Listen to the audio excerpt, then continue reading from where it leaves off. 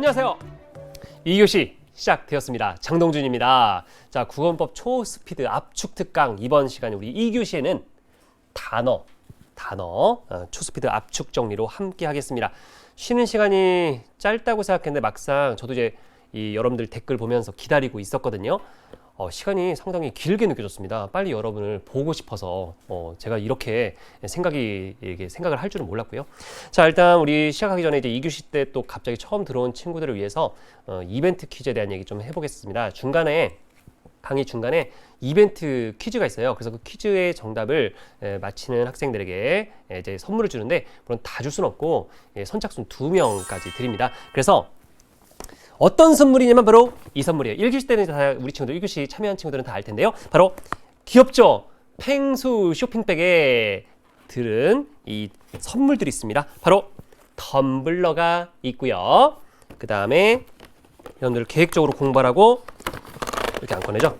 스터디 플래너가 있고요. 그 다음에 제가 정말 갖고 싶은 짜잔! 펭수 스티커 5종 세트가 있습니다. 그래서 이렇게 이 세 개를 다 넣어서 이렇게 하나의 쇼핑백으로 이렇게 선물을 여러분께 드리도록 하겠습니다. 그죠? 너무 이쁘다. 자, 그러면 중간에 이벤트 퀴즈 나올 때 제가 또 이제 갑자기 말씀드릴 거예요. 갑자기 느닷없이 말씀드릴 거니까 준비하시면 되겠고요. 자, 그러면 바로 2교시 시작하는데, 2교시는 이게 사실 단어 파트라 중요한데 얘기할 게 정말 많아요. 사실 지난 시간에 1교시 때도 이제 음은 우리가 초스피드 정리했잖아요.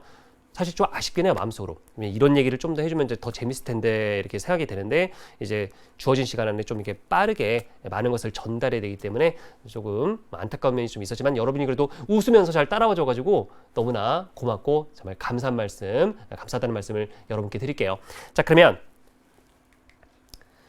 이번 시간도 열심히 따라오실 거죠? 자, 그러면 품사부터 보겠습니다. 단어 파트도 상당히 이제 어려운데요. 자, 이 부분도 이제 포인트 부분을 잘 제가 말씀드리도록 하겠습니다. 자, 그러면 단어 파트에서 이제 이렇게 품사 부분을 그냥 놓고 갈 수 없는데요. 자, 품사는 기본적으로 품사 개념과 품사 분류의 기준부터 가는데, 품사는 형태적, 기능적, 의미적으로 공통된 성질을 가진 단어의 갈래가 되겠습니다. 그래서 우리가 알고 있는 단어들을 다 이제 이렇게 그룹핑, 그죠? 예, 그룹화 시키면 이게 몇 개가 돼요? 의미별로 하면 이제 9개가 나와요. 9개. 그래서 흔히 국어의 품사를 뭐라고 합니까? 구품사라고 하죠. 영어는 8품사죠. 근데 이제 국어는 구품사. 그래서 자, 품사는 하여튼 여기 보면 우리가 일반적으로 생각하는 것은 이제 의미적으로 공통된 성질을 가진 단어의 갈래, 구품사를 얘기하지만은, 형태적으로 하면 이제 2개로 나눌 수 있고, 기능적으로 나누면 5개가 되죠. 그래서 여러분 머릿속에 이게 있어야 돼. 이거. 복잡하죠? 부담스럽죠? 하지만 이게 머릿속에 정리가 딱 되어 있어야 돼. 그래서 단어는 크게 이제 가변어와 불변어로 나뉜다. 그래서 이제 이게 형태가 변하냐 변하지 않느냐를 기준으로 해서, 의미 변화가 아닙니다. 형태 변화죠. 그래서 형태가 변하면 가변어, 변하지 않으면 불변어다. 그래서 형태가 변하는 것은 여기 써있죠. 용언, 동사, 형용사. 그다음에 조사는 원래 불변어인데, 그죠? 가변에 해당되는 게 하나 있죠. 서술격 조사. 이다죠, 이다. 선생님, 이다가 왜 변해요? 변해요. 학생이다, 학생이니, 뭐 이런 식으로 변하잖아요. 그죠? 그 다음에 불변어 쭉 있죠. 불변어, 체언, 수식언, 관계언, 독립언 나와 있고, 그다음에 명사부터 감탄사까지 쭉 나와 있습니다. 이 틀이 이제 머릿속에 딱 잡혀 있어야 되겠고요. 그냥 노트에다가 한번 이 체계를 쓸 수 있는지를 한번 이제 자가 테스트 해보시면 좋을 것 같습니다. 자, 그러면 여기서 우리가 이제 좀 잘 봐야 되는 거는 이거예요. 사실 가변어와 불변어는 간단하잖아요. 그냥 가변어 3개. 이것만 알면은 나머지 건 다 불변어니까 뭐 여기서 많은 얘기를 할 필요는 없어요. 중요한 거는 어떤 부분이다? 여기. 언자로 끝나는 거. 용언, 체언, 수식언, 관계언, 독립언. 기능으로 분류한 부분과 의미로 분류한 부분, 이 부분을 잘 정리하는 것이 핵심입니다. 그러면 제가 이제 쭉 한번 정리해 드릴게요. 중요한 부분을.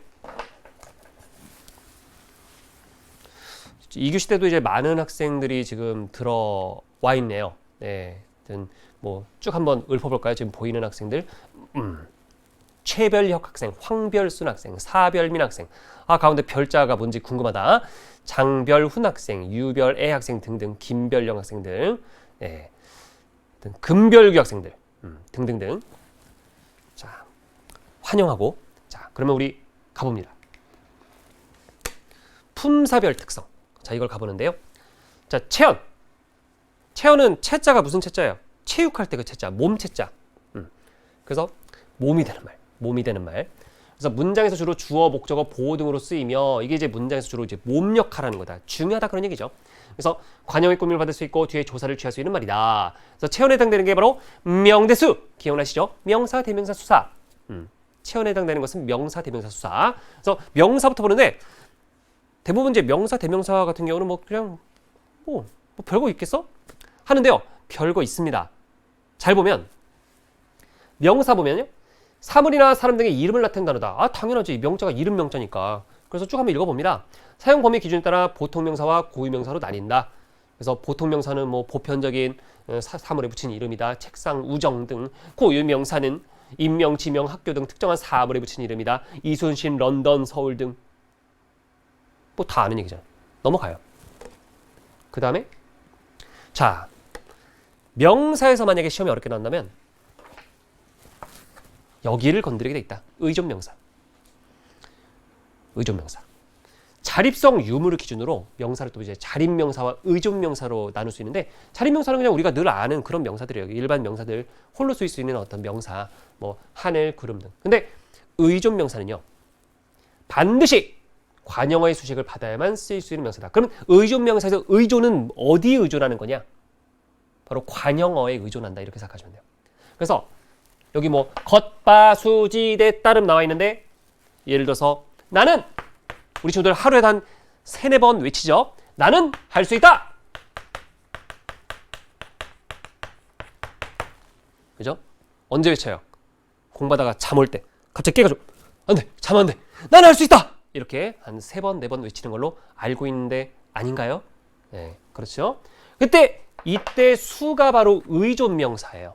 그리고 이 앞에 있는 할, 이게 바로 관형어입니다.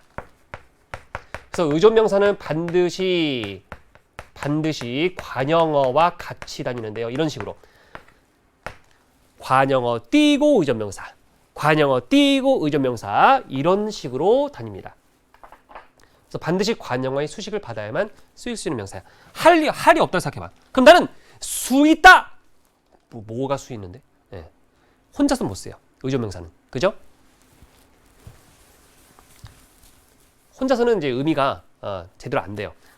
관용어의 수식을 받아야만 됩니다. 자, 그러면 여기서 의존명사에 대해서 조금 더 들어가 보면요.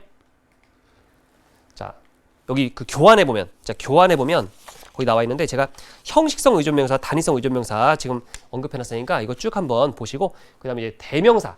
자, 들어갑니다. 자, 대명사는 대자가 무슨 대자예요? 여러분들의 한자 실력 한번 테스트 해 보겠습니다. 대명사 대자 무슨 대자예요? 자, 한번 여러분들 보겠습니다. 큰 대자? 대신할 대자죠. 대신할 대자. 아, 이게 고3 특강 맞냐고요? 뭐 전 학년이 다 들어도 돼요. 예, 어차피 문법의 어떤 그런 전반적인 어떤 그런 큰 흐름을 잡아주는 강의이기 때문에. 그래서 대명사는 이제 큰 대자가 아니라 이제 대신할 대자인데요. 대신대 좋습니다. 대신대. 명사를 대신하여 대상을 가리키는 말로 사용되는 체언이다. 그래서 이제 인칭 대명사, 뭐 1인칭 대명사, 뭐 2인칭 대명사, 3인칭 대명사 쭉 이제 읽어보시면 되는 그런 부분이고요. 대명사 부분은 옛날에는 시험에 좀 많이 나왔었는데 요즘에는 잘 보기가 좀 힘들죠. 왜냐면 문법 문제 중에서 여러 가지 영역이 이제 더 매력적인 영역들이 많기 때문에 대명사가 좀 상대적으로 좀 밀리는 감이 있지만 그래도 한번 쭉 한번 봐주시면 좋겠고요.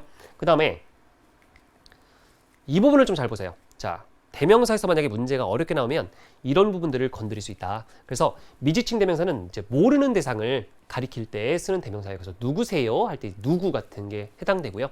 부정칭은 정해지지 않은 대상을 가리킬 때 쓰는 대명사입니다. 그죠? 그래서 누구든지 오세요. 이때 누구는 또 이제 부정칭 대명사다. 이렇게 기억을 해주세요. 미지칭, 부정칭이라는 표현이 여러분들이 일반 어떤 일상생활에서 잘 안 쓰는 어떤 용어이기 때문에 좀 낯설지만 그래도 잘 반복해서 보시면 될 것 같고요. 재규칭. 여러분이 재규칭이라는 표현은 제가 물어보니까 제가 여러분이 이제 인강에서 만나니까 여러분들 지금 직접적으로 이렇게 얘기할 수 없고 이 키보드 같은 거 있어요. 키보드? 같이 좀 얘기하고 싶은데. 근데 재규라고 하는 걸 제가 이제 학생들에게 물어보니까 너 재규라는 말을 언제 들어봤니? 라고 하니까 영어 문법을 배울 때 처음 들었다는 거예요. 재규 대명사. 아 이거 재규는 우리나라 국어문법에도 있다. 라고 얘기하니까 학생이 정말요? 하고 이렇게 깜짝 놀라더라고요. 되게 깜짝 놀랄 일인가? 그래서 재규칭 대명사는요. 앞에 한번 나온 체언을 다시 나타내는 대명사예요. 다시, again. 발음 좋았나요? again. 그래서 주로 3인칭 주어로 쓰인 명사나 명사구를 다시 가리키는 데 쓰인다. 그래서 저, 자기, 당신 이런 것들이 있습니다. 자, 넘어가고 수사. 수사는 수량이나 순서를 가리키는 말이죠. 그래서 수량을 세는 양수사와 순서를 가리키는 서수사가 있습니다. 양수사와 서수사. 그래서 양수사와 서수사의 예가 나와 있는데요. 자, 일단 뭐 양수사가 뭔지 서수사가 뭔지 뭐 이것도 중요하지만 수사와 수, 관형사의 구별이 또 이제 중요하죠. 그래서 이거. 나는 5 아들이 있다. 나는 아들 5이 있다. 이때 5과 이때 5은 품사가 다르죠. 그죠? 이때는 5 아들. 뒤에 지금 띄고 지금 아들이라고 하는 이제 꾸밈을 받는 말이 위치하기 때문에 이 5이 지금 아들을 꾸며주니까 이거는 수관형사고요. 아들 5 할 때는 지금 5 뒤에 뭔가 꾸밈을 받는 말이 없잖아요. 예, 그러니까 이럴 때는 뭐다? 수사다, 수사. 그죠? 예. 그래서 수사와 수관형사 구별 기억을 해 두시고요. 그 다음에 자, 수식어를 보면은요. 문장에서 다른 말을 꾸며주는 곳이라는 말인데, 자, 관형사가 있죠. 체언을 꾸며주는 말이 있습니다. 그래서 성상관형사, 성상이라고 하는 것은 체언의 성질이나 상태, 성상 이걸 얘기하는 거예요. 그래서 새, 헌, 옛, 맨 뭐 이런 것들이 이제 해당이 됩니다. 그 다음에 지시관형사는 대상을 가리키는 관형사. 그래서 이그저, 유그주, 이런 그런 저런 등이 있고요. 그 다음에 수관형사 방금 확인해봤죠? 사물의 수량이나 순서를 표시하는 관형사다. 그래서 이런 것들이 있다. 그래서 관형사의 어떤 종류들 확인해 주시면 되고 관형사는 체언을 꾸며주는 말이다. 자, 그냥 쭉 읽고 넘어가시면 돼요. 그 다음 부사. 부사 부분을 여러분이 많이 어려워하더라고요. 부사를 잘 봅시다. 부사는 주로 용언을 꾸며주는 말인데요. 자, 여기서 잘 보셔야 되는 거는 주로입니다. 주로. 그러니까 관형사는 체언을 꾸미고 부사는 용언을 꾸미고 이런 식으로 외우면 안 돼. 부사는 용언만을 꾸며주는 게 아니에요. 주로 용언을 꾸며주고, 자, 관형사나 다른 부사를 꾸미기도 하고 드물게 체언을 꾸미기도 하며 문장 전체를 꾸며주기도 한다. 그러니까 부사는 되게 어떻게 보면 이제 올라운드 플레이어? 이렇게 얘기할 수 있어요. 네. 하는 일이 엄청 많습니다. 그리고 또 보면 일반적으로 관형사와 부사는 격조사를 취하지 않으나 부사는 관형사와 달리 보조사를 취할 수 있다라고 되어 있죠. 그래서 이제 예문을 보면은 제 입을 하기 좀 뭐한데 동준이는 잘생겼다. 네, 그래서 이거 같은 경우는 이제 부사가 잘이라는 부사가 이제 생겼다. 용언을 꾸미는 경우에 빨리 넘어갈게요. 자, 그는 노래를 아주 잘 부른다. 네, 이거는 이제 부사, 아주가 부사인데 잘이라고 하는 이제 부사를 지금 꾸미고 있죠. 네.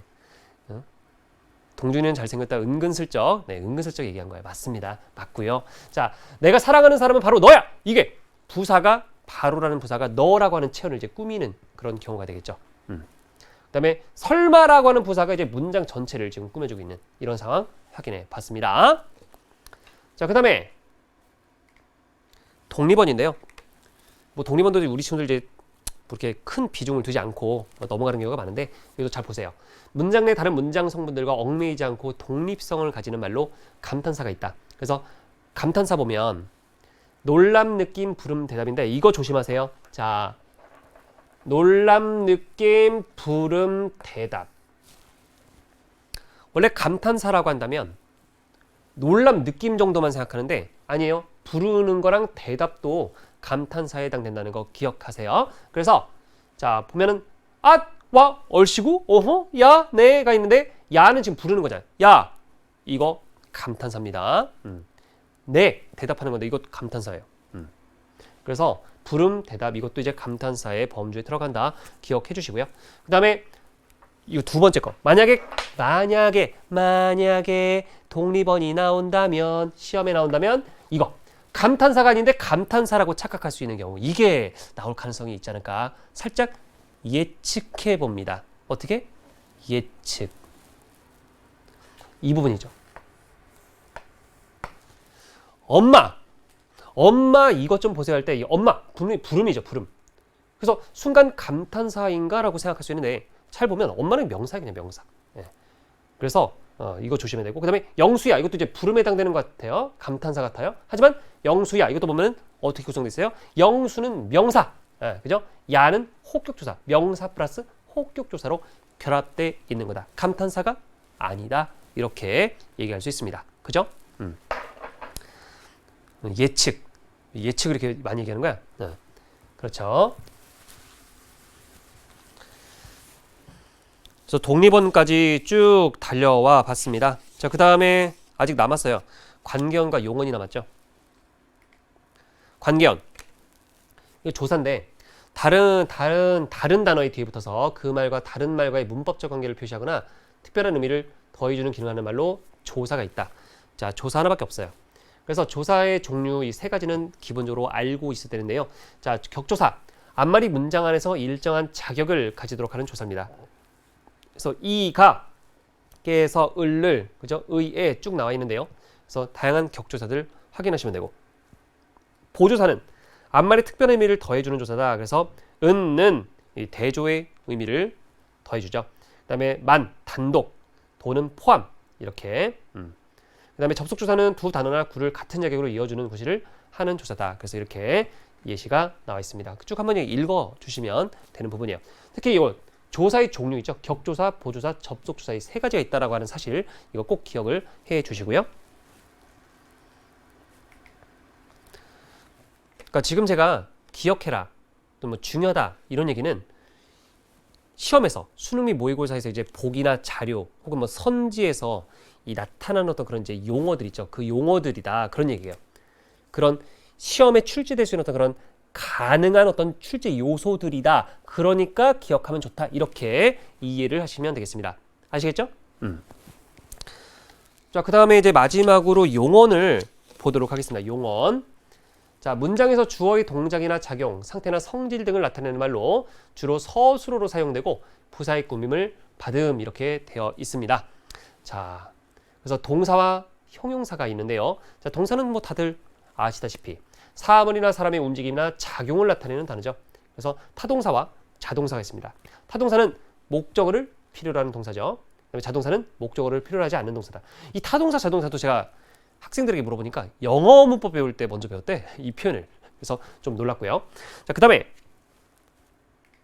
형용사는 사물이나 사람의 성질이나 상태를 나타내는 단어예요. 그래서 성상 형용사, 성상에서 성질, 상은 상태, 이렇게 생각하시면 되겠습니다. 그래서 자, 성상 형용사 예쁘다, 검다, 낫다. 또 지시 형용사도 있어요. 자, 사물의 성질, 시간, 수량 따위가 어떠하다는 것을 대신하여 가리키는 형용사 이렇게 되어 있습니다. 그래서 그러하다, 뭐 어떠하다 등이 있다 이렇게 볼 수 있죠. 그래서 뭐 동사와 형용사 뭐 구별하는 거는 뭐 우리 친구들도 다 기억나실 겁니다. 뭐 명령형으로 뭐 안 된다라든지, 그죠? 뭐가 형용사가 예를 들어서 예쁘다 하잖아요. 예쁘다. 그러면 이거 돼요, 안 돼요? 누구야? 예뻐라. 무슨 마법 부리니? 예뻐라! 그럼 짜잔 하고 예뻐지는 거야? 아니잖아요. 그죠? 예뻐라. 안 되는 거죠. 예. 그러니까 동사와 형용사의 어떤 그런 구별, 뭐 현재형, 뭐 명령형, 청유형 이런 것들을 활용해서 우리가 이제 구별하는 거 기억나실 거고요. 자, 일단 여기서 조금 더 중요한 내용들을 다뤄보자면, 자, 넘어가기 전에 여기서 이제 교환해 보면 용언을 구성하는 요소인 어간과 어미가 나와 있어요. 그래서 그 어간과 어미 있죠? 어간과 어미, 그 부분을 잘 보세요. 어간이라고 하는 것은 용언이 활용을 할 때 형태가 변화되지 않는 부분이고, 어미는 용언이 활용을 할 때 어간에부터 단어 형태를 변화시키는 부분이다. 자, 먹다, 먹고, 먹어서. 그죠? 보면은 먹다. 먹은 안 변하죠. 다하고 어서 이 부분만 변합니다. 활용할 때. 그래서 변하지 않는 부분, 활용할 때 변하지 않는 부분이 어간, 변하는 부분이 어미. 이렇게 생각을 하시면 되고, 그 어미는 또 선 어말어미와 어말어미. 어말어미는 또 종결어미, 연결어미, 전성어미로 나눠진다는 거 꼭 확인을 해주시면 되겠습니다. 교환에 나와 있어요. 자, 그러면 이 시점에서 이벤트 퀴즈 들어갑니다. 요원으로 하여금 명사, 관형사, 부사 역할을 할 수 있도록 해주는 어미는 뭘까요? 자, 지금 교환을 보시면은 바로 알아낼 수 있는 그런 문제가 되겠습니다. 자, 정답 선착순 2명이고요. 자, 그러면 교환을 보시면 돼요. 교환을 이제 잘 출력하신 분들이 이제 최후의 승리자가 되는 거예요. 자, 그러면 다음 넘어가 보겠습니다. 정답자 나오면 제가 말씀드릴게요. 선착순 2명은 좀 이따 말씀드리고, 형태소와 단어 넘어가 보겠습니다. 흥분 가라앉히고. 자, 그러면 1번 형태소입니다. 자, 개념부터 먼저 보는데요. 형태소는 뜻을 가진 가장 작은 말의 단위다라고 이제 통으로 알고 있을 겁니다. 그래서 따라서 더 이상 나눌 수 없다. 뭐 더 이상 쪼갤 수 없다. 이런 얘기도 하는데, 자, 밤나무를 예로 들면, 밤나무는 형태소가 아니에요. 그죠? 왜? 더 이상 나눌 수가 있어요. 어떻게? 밤과 나무로 나눌 수가 있습니다. 자, 그럼 나눠볼게요. 밤, 나무 나눴어요? 나눴고. 자, 그러면 각각 밤과 나무는 형태소입니까? 밤 형태소예요? 그렇죠. 밤은 더 이상 나눌 수가 없잖아요. 그죠? 선생님, 저는 나눌 수 있습니다. 어떻게? 이렇게 해요. 으악! 근데 이렇게 되면 원래 의미가 사라지기 때문에 이렇게 나누면 안 되죠. 더 이상 뜻을 가진 가장 작은 말의 단위, 더 이상 나눌 수가 없어요. 그래서 여기까지가 형태소. 그 다음에 나무도 형태소죠. 그죠? 나무. 선생님, 나무도 나눌 수 있어요. 어떻게? 나와 무로 나눌 수 있지 않을까요? 나는 나고요. 무는 오늘 아침에 먹었던 무요. 이렇게 하면 원래 tree라고 하는 이 뜻이 없어지잖아. 그러니까 나무도 더 이상 나눌 수 없는 거죠. 그래서 형태소의 개념을 지금 확인해 봤는데, 근데 개념만으로는 우리가 이제 문제를 못 풀어요. 형태소의 종류도 알아야 돼요. 그래서 형태소의 종류 한번 들어가 볼게요. 자, 이렇게 표가 나와 있습니다. 그리고 이제 제가 초스피드 압축 특강이잖아요. 그래서 이제 뭔가 이 제대로 된 그런 긴 버전을 보고 싶으면 이제 수능 개념이나 고3 같은 경우는 이제 수능 특강을 좀 봐주시면 됩니다. 자, 그러면 일단 우리는 초스피드 압축이니까 이제 압축해서 갈게요. 압축. 자, 자립성의 유무에 따라서 자립 형태소와 의존 형태소로 나눌 수 있어요. 자립 형태소는 다른 형태소와 결합하지 않고 홀로 쓰일 수 있는 형태소다. 말 그대로 자립이에요. 의존은 다른 형태소와 결합해야 쓰일 수 있는 형태소다. 그래서 이제 어간, 어미, 조사, 접사가 의존 형태소에 해당한다. 그래서 이걸 외우면 이게 의존 형태소고 나머지는 다 자립이다. 이렇게 생각하면 되잖아요. 그러면 제가 여기서 한 가지 질문 드릴게요. 자, 내가 혼자만 너무 이렇게 강의하는 것 같아가지고 여러분과 좀 소통하는 시간 잠깐 할 텐데, 자, 그러면 이거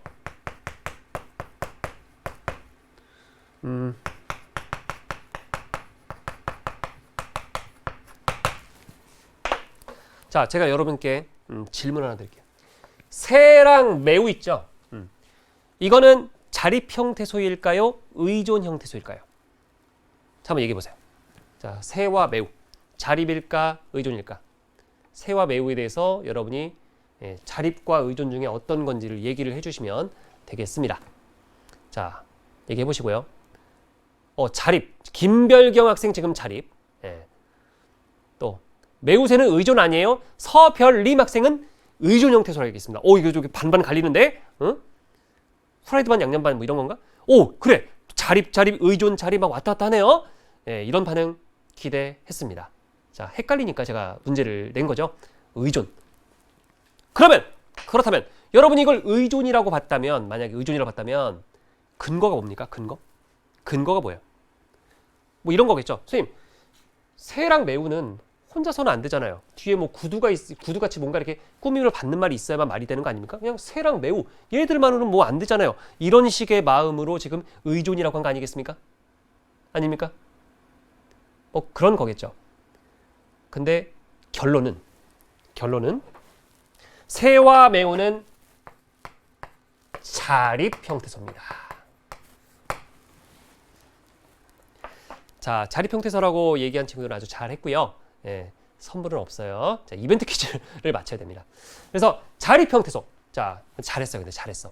자, 의존 형태소라고 얘기한 친구들도 지금 왜 저게 자립이지? 이렇게 생각하는 친구들 잘 들어보세요. 분명히 의존 형태소의 어떤 그런 정의를 보면 다른 형태소와 결합해야, 이거를 그냥 넘어가면 안 돼. 자, 다시 한번 뭐라고요? 결합해야, 이거 잘 보세요. 그러니까 의존 형태소라고 하는 것은 다른 말과 붙어야 되는 거야. 붙어야만 되는. 근데 이거는 새가 구두에 붙었어요? 아니죠. 매우가 예쁘다에 붙어야 됩니까? 아니란 말이에요. 그냥 새는 새 그 자체로 의미가 있어요. 혼자서 쓸 수 있단 말이에요. 혼자서. 어딘가에 붙어야만 되는 게 아니란 말이죠. 이해돼요? 매우도 마찬가지고. 그래서 새랑 매우가 되게 관형사, 부사 이런 것들은 자립 형태소에 해당한다. 그러니까 이거 어간어미 조사 접사는 어딘가에 붙어야만 되는 거잖아요. 근데 얘는 어딘가에 붙어야 될 필요는 없단 말이야. 이해되지? 그러니까 붙냐 안 붙냐 이걸로 우리가 자립 의존을 따져야 돼. 이해되시죠? 그래요.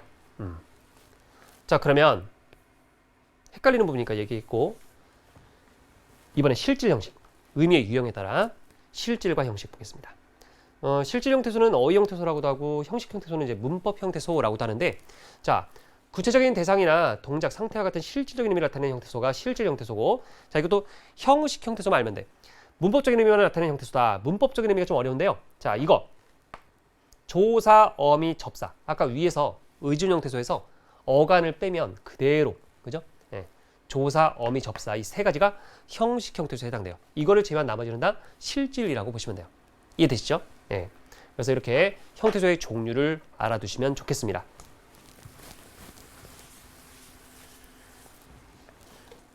이 교시에도 상당히 많은 친구들이 지금 들어와서 이야기를 나누고 있고 또 열심히 수업을 듣고 있네요. 자, 그러면 형태소를 배울 때 반드시 우리가 확인하고 가야 되는 개념, 바로 이 형태 보겠습니다. 이 형태는요, 이게 사람 이름 같죠? 성은 이고 이름이 형태다. 하지만 아닙니다. 사람 이름 아니고요. 근데 제 친구 중에는 김형태라는 애가 있는데요. 뭐 상관없고요. 자, 이 형태입니다. 그러면 이 형태는 종류가 두 가지가 있는데요. 의문론적 이 형태와 형태론적 이 형태가 있습니다. 대부분 이것만 알고 있는 경우가 있는데 형태론적 이 형태도 알고 가셔야 합니다. 자, 의문론적 이 형태 같은 경우는 의문 환경에 따라 형태를 달리하는 형태소가 되는데요. 주로 이제 의문론적 이 형태는 이와 가를 예로 많이 들어요. 뭐냐? 자, 결론부터 얘기하면 주격조사 이와 가는 이 형태 관계다. 의문론적 이 형태 관계다라고 얘기하는데요. 보면은 이와 가는 의미는 같아요. 똑같은 주격조사. 그런데 환경에 따라, 예를 들어서 앞말이 자음으로 끝날 때는 이로 나타나고 앞말이 모음으로 끝날 때는 가로 나타난다. 근데 사실 이거 여러분들 배웠어? 이거 안 배웠지? 왜? 당연한 거 아니야? 당연한 거니까 안 배웠죠. 예를 들어서 영수 이 이렇게 쓰는 사람 있습니까? 이 가중에 선택을 할 때 영수 이 밥을 먹었다 이렇게 안 하죠. 영수 가라고 하죠. 가가 오죠. 이 가중에 가가 온단 말이야. 근데 왜 가가 왔을까? 뭐 이런 생각은 안 했잖아, 평소에. 그잖아. 앞에가 모음으로 끝나서 그래.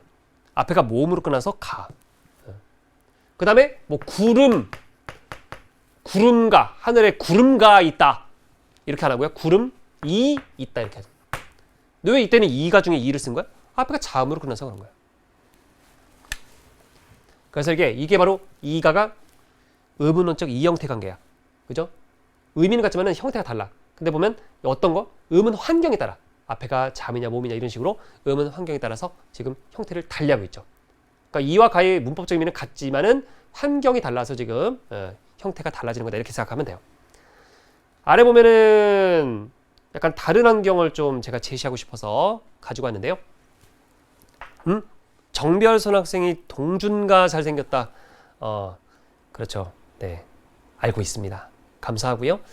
예시를 들으니 이해가 잘 되네요. 아주 좋아요. 그런 반응들 좋습니다. 자, 이해를 잘 하시면서 들으면 돼요. 그래서 이제 보면 명령형 종결어미 아라와 어라 있는데요. 자, 어간의 끝음절의 모음이 아, 오일 때는 아라로, 그죠? 그 외의 경우에는 어라로 나타난다. 뭐 이런 것도 한번 보시고요. 그 다음에 형태론적 이 형태도 좀 이해하고 넘어가야 되는데 의문론적으로 설명이 불가능한 형태소예요. 그래서 엿 같은 게 해당돼. 엿. 보면 과거 시제 선언어미 앗, 엇과 엿인데요. 이것과 이것. 그래서 어간 하에만 앗, 엇이 아닌 엿이 나타납니다. 이게 이제 형태론적 이 형태예요. 대부분 뭐 먹었다 뭐 이런 식으로 뭐 그런 식으로 그죠? 앗 이런 것들이 이제 과거 시제 선어말어미로 쓰이는데 하다의 하 같은 경우는 엿이 쓰여요. 그래서 이런 것들은 의문론적으로 설명이 불가능하다. 그래서 형태론적 이 형태 관계다 이렇게 보시면 돼요. 자, 그 다음에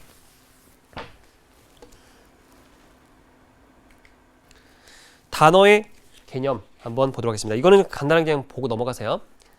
한 형태소 또는 형태소의 결합형 중에 자립하여 쓰일 수 있는 단위다. 다만 예외적으로 조사는 자립할 수 없음에도 불구하고 단어로 인정한다.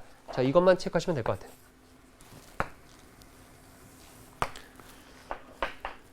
분명히 앞에서는 자립하여 쓰일 수 있는 단위다라고 했잖아요. 단어가. 하지만 이제 예외적으로 조사는 자립하지 못하지만 혼자서 못 써요. 의존 형태소잖아요. 그래도 단어로 인정합니다. 그래서 예를 들어서 나는 밥을 먹었다라고 했을 때 는과 을 이런 것도 단어로 인정한다는 겁니다. 그래서 이 문장에서 쓰인 단어는 나 하나, 는 둘, 밥 셋, 을 넷, 먹었다 다섯 개의 단어로 이루어진 문장이에요. 그러니까 조사도 단어로 인정한다. 그렇게 보시면 되고 뭐 이렇게 출제요소로 막 그렇게 격렬하게 쓰이는 건 아니기 때문에 그냥 간단하게 이해를 하고 넘어가시면 됩니다. 자, 그러면 지금부터 이제 좀 중요한 건데요. 단어의 구성 요소, 어근과 접사에 대해서 좀 보겠습니다. 이제 본격적으로 우리 단어에 대한 거, 뭐 합성어, 파생어 이런 얘기를 좀 할 건데요. 자, 어근은 단어의 실질적인 의미를 나타내는 부분이에요. 그래서 풋사과의 사과라든가 놀이의 놀 이런 부분이고요. 접사는 어근과 결합하여 그 뜻을 제한하거나 강조하거나 어근의 품사를 바꾸는 부분이다. 그래서 헷과일의 헷, 뭐 세파라타의 세, 넓이의 이 같은 게 해당이 됩니다. 그래서 어근과 접사 쭉 한번 확인해 보시고 그 다음에 어근과 결합하여라고 했는데 어근이 이렇게 있으면 어근 앞에 결합하면 접두사죠. 머리 두자를 써가지고 그 다음에 어근 뒤에 결합하면 접사가 어근 뒤에 결합하면은 꼬리 밑자를 써가지고 접미사가 된다라고 하는 거 이것도 이제 잘 보셔야 되겠죠. 자, 그러면 이제 지금부터 이제 정말 중요한 얘기 시험에도 많이 나오는 바로 그 단어의 형성 한번 보도록 하겠습니다. 이걸 잘 봐야 돼. 자, 방금 우리가 살펴봤던 어근 접사도 이 개념을 얘기하기 위해서 우리가 이제 배운 거예요. 그죠? 그러면 단어는 크게 이제 단일어와 복합어로 나뉠 수 있고 단일어는 이제 하나의 어근으로만 딱 하나의 어근으로만 이루어진 단어예요. 그죠? 이거 그냥 읽고 넘어가면 되는데 이제 중요한 건 시험에서는 이 부분이 많이 언급이 되죠. 복합어. 그래서 합성어와 파생어가 있어요. 합성어는 단어를 두 직접 구성 요소로 쪼개었을 때 둘 다 어근인 단어인데요. 자, 여기서 이제 직접 구성 요소라는 표현이 좀 불편하시다면 자, 교환에 지금 나와 있습니다. 직접 구성 요소는 어떤 구성을 둘로 쪼갰을 때 그 각각의 구성 요소다. 그죠? 그래서 직접 성분이라고도 하는데요. 그래서 단어가 있어요. 어떤 단어가 있어. 그 단어를 갖다가 두 개로 이렇게 두 직접 구성 요소로 쪼갰을 때 이게 어근과 어근이다. 이렇게 되면 합성어다. 근데 이제 둘 중에 하나가 뭐 접사 이런 식으로 나오게 되면 파생어가 된다. 그렇게 이해하시면 돼요. 그래서 파생어는 단어를 두 직접 구성 요소로 쪼갰을 때 둘 중 하나가 접사인 단어가 바로 파생어가 됩니다. 자, 그러면 여기서 실제로 시험에 나오는 거는 이렇게 뭐 단어가 뭐 단일어냐 복합어냐 복합어 중에는 뭐 합성어냐 파생어냐 합성어 파생어 구별 뭐 이런 거보다는 뭐 그것도 나올 수 있겠지만 그런 거보다는 이제 합성어 안에 들어가서 또는 뭐 파생어 안에 들어가서 했던 그런 상황들이 나오게 되는데요. 주로 요즘에 최근에 이제 기출에서 많이 보이는 거는 합성어 부분, 특히 우리 친구들이 이제 계속 어려워하는 통사적 합성어, 비통사적 합성어 뭐 이런 부분들이 시험에 잘 나오게 됩니다. 그래서 들어가 보면은요. 자, 일단 여기서 일단 정리할게요. 교환을 잠깐 보시면, 자, 교환 지금 보고 있죠. 교환. 단어 배열 방식에 따라 통사적 합성어가 있습니다. 그래서 이제 제가 쭉 한번 볼 건데요. 자, 통사적 합성어라고 되어 있는데, 국어의 어떤 그런 일반적인 어떤 이제 문장 구성 방식과 일치하는 합성어죠. 그래서 거기 보면 합성어를 나눌 때, 자, 단어 배열 방식으로 나누면은, 자, 이거는 이해하셔야 돼요. 외우는 게 아니라 이해.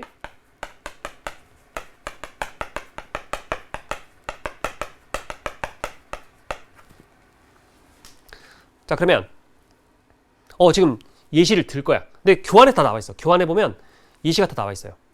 다 넣어놨습니다. 그래서 지금 보면 통사적 합성어에 해당되는 거 이제 명사와 명사 결합된 경우, 뭐 쌀밥이랑 뭐 어깨동무 나와 있죠.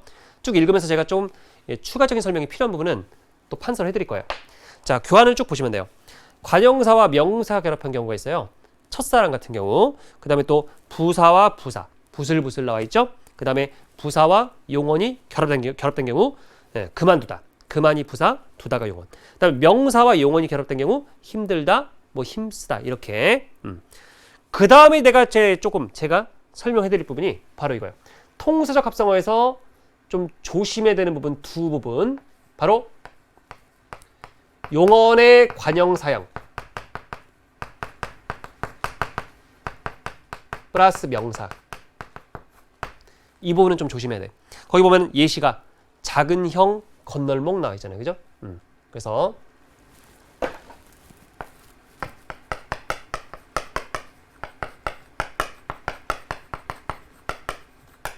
뭐 이런 것들. 그래서 용언의 관형사형.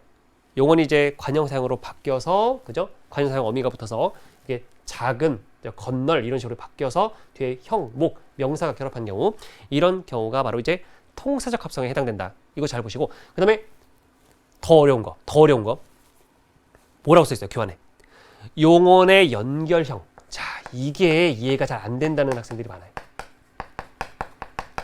좀 생소하죠? 용언의 연결형이라는 표현이. 여기다가 용언 어간. 자, 예시가 거기 보면은 돌아가다 들어가다 많은데요. 자, 이 예를 하나만 들어볼게요. 하나만 들면 이해가 잘 될 거야. 돌아가다 보면은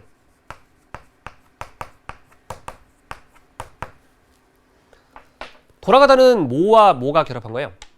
돌다와 가다가 결합한 거죠. 그러면 돌다와 가다 어간을 떼서 붙이면 돌가다? 그렇게 되면 안 되고 아가 붙죠. 아라고 하는 연결어미가 딱 들어가서 돌과 가를 부드럽게 이어준 거다. 이렇게 생각하시면 돼요. 그래서 용언의 연결형은 어디까지냐면 여기야. 돌과 아예요. 용언의 연결형, 용언 어간과 연결어미가 결합된 여기까지가 용언의 연결형이고, 용언 어간은 이 가를 얘기하는 거야. 가. 그래서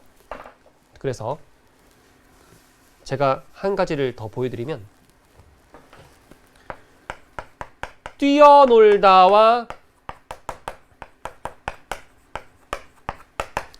뛰놀다가 있잖아요. 그죠? 이거는 통사적 합성어고 이거는 비통사예요. 이거는 연결어미가 있으니까. 그죠? 연결어미가 있고 없고가 되게 중요하다. 그래서 뛰놀, 뛰다의 뛰와 놀다의 놀이 바로 이렇게 연결되면은 이건 비통사예요. 좀 이따 볼 거예요. 자, 그러면 이렇게 해서 통사적 합성어 보고, 자, 아래 비통사적 합성어 3가지 경우가 있는데, 보시면은 용언 어간과 용언 어간이 바로 부딪힌 겁니다. 방금 뛰놀다 같은 경우죠. 그 다음에 또 용언 어간과 명사, 덮밥.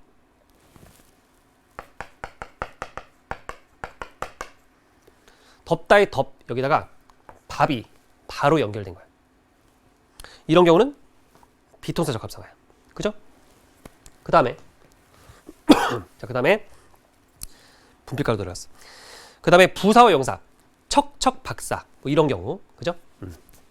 그래서 이런 경우가 바로 비동사적 합성어다. 이렇게 보시면 되겠습니다. 그 다음에 교환해 보면 의미관계에 따른 것도 있죠. 그래서 병렬합성어, 종속합성어, 융합합성어 나와 있는데 쭉 한번 보시고요. 그 다음에 파생어 형성도 보면 이제 접두파생어와 전미파생어 쭉 나와 있으니까 교환 읽으면서 확인을 해 주시면 되겠습니다. 자, 그러면 마지막으로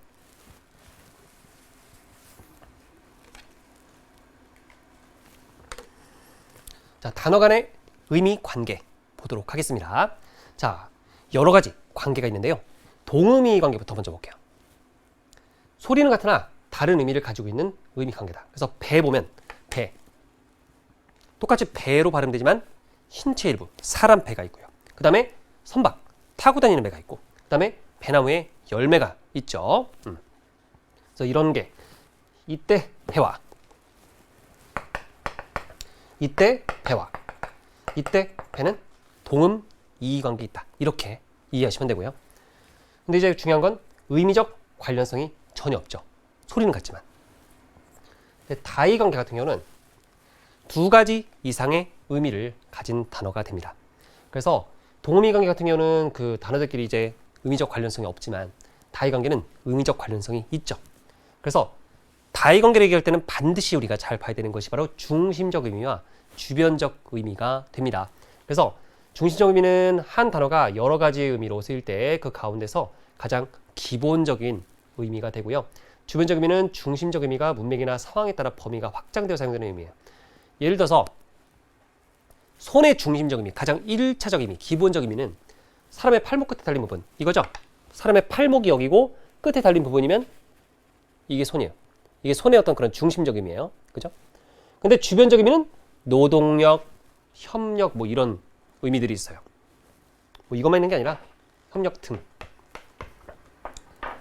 그래서 손이 모자르다. 뭐 이런 표현들. 그죠? 노동력이 모자르다. 이렇게 해석을 하면 되겠죠? 그래서 다의관계는 중심적 의미와 주변적 의미라는 개념을 잘 알아두시고 뭐 하나 더 예를 들어보면 아침이죠. 아침 같은 경우도 이제 중심적 의미는 뭐예요? 중심적 의미는 어떤 의미죠? morning. 그죠? 시간적 개념 morning이죠. 아침에 눈을 떴다. 이런 식으로. 근데 만약에 너 아침 먹었어? 하면 그때 아침은 중심적 의미가 아니라 주변적 의미로 쓰는 거야. 아침밥, breakfast. 그러니까 아침이 morning으로 쓰일 때는 중심적 의미자는 breakfast, breakfast로 이렇게 쓰이면은 주변적 의미로 쓰인 거다. 그러니까 이 두 사이는 이제 둘 관계는 다의 관계다. 이렇게 보시면 되겠어요.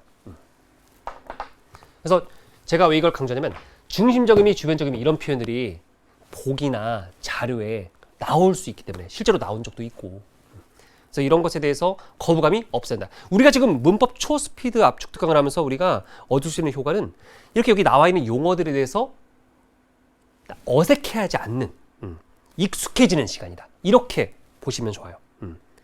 익숙해진다. 시간 지나면 또 다 머릿속에서 사라질 건데 그걸 안 사라지게 하기 위해서 또 이제 노력하는 시간이기도 하고요. 그 다음에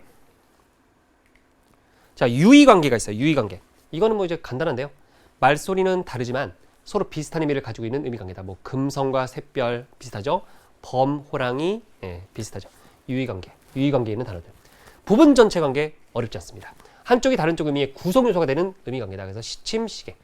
시계가 전체고 시침이 이제 시계의 어떤 부분이니까 그래서 부분 전체 관계. 그러면 만약에 하죠. 만약에 이 부분에서 시험 문제가 나온다면은 저는 개인적으로 이제 반의 관계가 나오지 않을까. 그러니까 어렵게 나온다면 반의 관계를 좀 건드리는 문제가 나오지 않을까. 선생님, 뭐 간단한데요? 뭐 반의 관계는 서로 반대되는 거잖아요. 둘 이상의 단어가 의미상 서로 짝을 이루어 대립하는 의미관계다. 뭐 더 있어요? 더 있어요. 교환 보세요. 교환 보면 거기에 표가 되게 부담스러운 표가 하나 나와 있습니다. 그래서 반의관계를 보면은 여기서 나와 있는 것처럼 상보반이요, 등급반이요, 방향반이요. 자, 이거를 갖다가 이제 같이 한번 볼게요. 자, 반의관계도 이제 종류가 세 가지가 있다라고 하는 거고 상보반이요 같은 경우는 이제 중간 영역이 없는 반이요다라고 돼 있죠. 그러니까 반의관계가 단순하게 그냥 서로 반대 끝 이렇게 얘기할 수 있는 게 아니란 말이야. 자, 예를 들어서 상보반이요. 예시 하나씩 한번 들어보겠습니다. 남자, 여자. 이 둘은 어떤 관계예요? 반의 관계입니다. 하지만 그냥 반의 관계라고 하면 안 되고 상보 반의어. 그래서 상보 반의 관계다. 이렇게 보셔야 됩니다. 보면 중간 영역이 있어 없어? 없어. 남자가 아니다. 그럼 여자야. 여자가 아니다 하면 남자야. 중간이 없어요.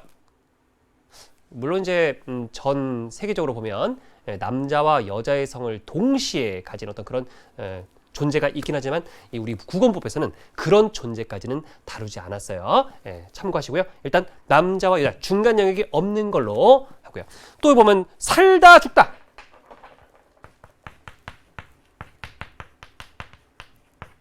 중간 영역이 없어.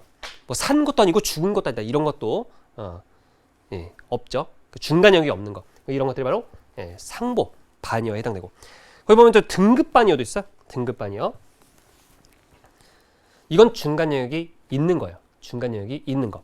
그래서 길다, 짧다, 넓다, 좁다 뭐 이런 것들 나와 있죠. 그래서 상보 반의어와 등급 반의어 체크를 해두시고요.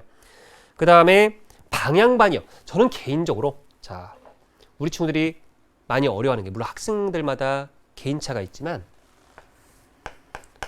반의 관계 중에서 이 방향 반의어의 개념을 좀 제대로 기억하면 좋겠다.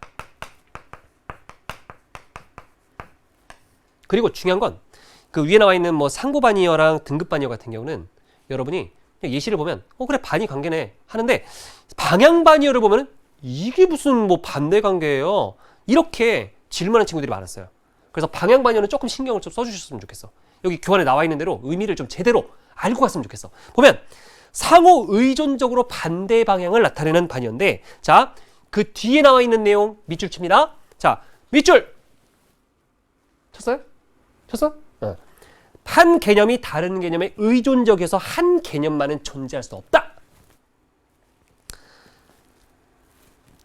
예시가 몇 가지만 확인해 보면 위아래, 위아래, 위아래. 위아래 보면은 위만 있을 수 있어? 아니지. 위가 있으면 아래도 있는 거야.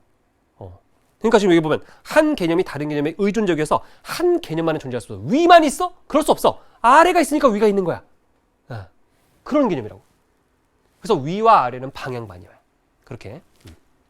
또 부모와 자식 이렇게 공간적 관계 대립인 위아래도 있지만은 뭐 부모와 자식, 뭐 남편과 아내 이것도 보면은 한 개념이 다른 개념에 의존적이에요, 의존적이지 않아요. 의존적이죠. 소름 쫙 돋잖아. 이해가 딱 되지 않아? 응? 그렇지. 그 다음에 이동의 측면에서의 대립. 가다, 오다, 사다, 팔다. 사다, 팔다. 그죠? 그래서 이렇게 단위 관계 확인해 봤고 마지막으로 2교시 마지막 개념 상하 관계 보겠습니다. 자, 상하 관계는 한쪽이 의미상 다른 쪽을 포함하거나 다른 쪽에 포함되는 의미 관계다.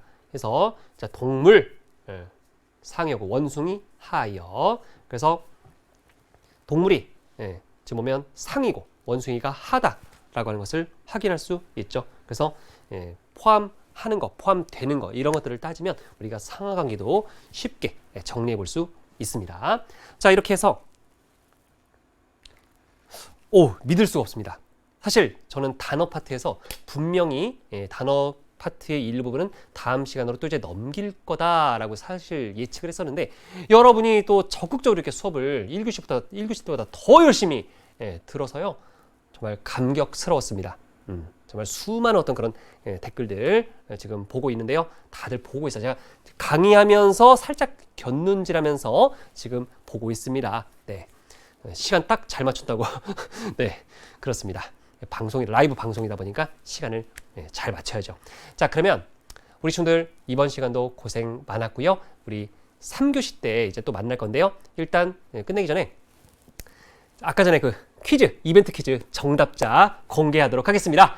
언제 발표나 이제 궁금했죠? 바로 2교시 정답자는 두구두구두구두구두구두구두구 장별연! 그 다음에 또 김별완 학생입니다.